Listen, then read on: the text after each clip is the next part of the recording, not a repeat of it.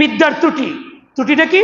সে জানে না একটা মানুষকে হত্যা করা কত বড় পাপ। দুনিয়াতে তো আছেই, দুনিয়াতে ধরা খাইলে তার ফাঁসি হবে, দুনিয়াতে ধরা খাইলে সে পানিশমেন্ট হবে, তাই না? এটা তো আছেই। কিন্তু ইসলাম কি বলছে? একটা মানুষ যখন নাকি একটা মানুষকে যখন কেউ আরেকজন হত্যা করে, প্রথম যে কাজটা হবে সেটা কি? কুতিবা আলাইকুমুল কিসাস। আল্লাহ রাব্বুল আলামিন তার জন্য হত্যার মধ্যে হত্যা তার উপর কি হয়ে যায়? ফরজ হয়ে যায়। তাকে হত্যা করতে হবে। এক নম্বর, তাকে যদি হত্যা নাও করা হলো, তার পাওয়ারের কারণে, তার ক্ষমতার কারণে, তার বিভিন্ন কারণে তার হত্যা হলো না, এ বলে কি সে বেঁচে যাবে? ইসলাম কি বলে? ইসলাম বলছে যে পবিত্র কালামে পাকের মধ্যে বলছেন মহান আল্লাহ রাব্বুল আলামিন, ওয়ামাইয়াকতুল মুমিনাম মুতাআম্মিদান, কেউ যদি কিনা কোনো মুমিনকে হত্যা করে, ওয়ামাইয়াকতুল মুমিনাম মুতাআম্মিদান, ইচ্ছাকৃতভাবে। খেয়াল করবেন সবাই, প্রত্যেকটা মানুষের জন্য এটা জানা দরকার, বোঝা দরকার। বুঝলে হত্যাকাণ্ড ঘটবে না। আপনার উপর আঘাত আসতে পারে কিন্তু আপনি হত্যা করবেন না। তারপরও কেন? আপনি এই আয়াতটার এই বিদ্যা থাকলে, আর বিদ্যার মধ্যে ত্রুটি থাকলে আপনি মার কাট কাট জুরজার মুল্লুক তার, হ্যাঁ, মাইট ইজ রাইট, এই কাজ আপনি করতে পারবেন। দেখেন আল্লাহ কি বলছেন, কেউ যদি কিনা ইচ্ছাকৃতভাবে কোনো মুমিনকে হত্যা করে, ফাজাযাউহু জাহান্নাম, তার ঠিকানা জাহান্নাম। বলেন নাউযুবিল্লাহ। এক নম্বরে তার উপর হত্যা, কেসাস হবে। কেসাস না হলে তার জন্য কি? জাহান্নাম। কতদিন থাকবে?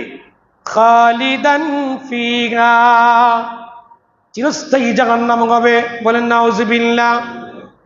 আরেকটা পুরস্কার তার জন্য রয়েছে, অগাদিবাল্লাহু আলাইহি, আল্লাহর ক্রোধ, আল্লাহর রাগ তার উপর কি হয়ে যায়? ওয়াজিব হয়ে যায়। আল্লাহ তার উপর রাগান্বিত হন। আল্লাহ রাব্বুল আলামিনকে রাগিয়ে, আল্লাহ রাব্বুল আলামিনের কেমন ক্রোধ দিয়ে আপনি কি পৃথিবীতে সম্মানের সাথে বাঁচতে পারবেন? আপনি কি নিশ্চিন্তে নির্বিঘ্নে পৃথিবীতে বসবাস করতে পারবেন? প্রশ্নই আসে না। বন্ধু রাগ করলে তো রাতে ঘুম আসে না, অথবা কোনো একটা হুমকি আসলে তো রাতে ঘুম আসে না দুশ্চিন্তায়, পরিবারের মধ্যে অভাব আসলে তো ঘুম আসে না।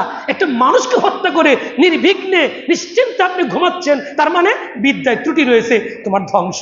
তুমি একলা ধ্বংস না, তুমি জাতি সহ ধ্বংস করে ফেলবে।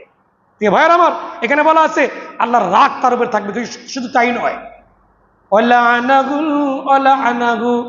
আল্লাহর অভিশাপ তার উপর। বলে না নাউযুবিল্লাহ। এক হলো আল্লাহ রাগ হল, এক নম্বরে তার উপর কি? কিসাস হয়। দুই নম্বরে তার স্থান হয় জাহান্নাম চিরস্থায়ীভাবে। এরপর তিন নম্বরে আল্লাহর রাগ।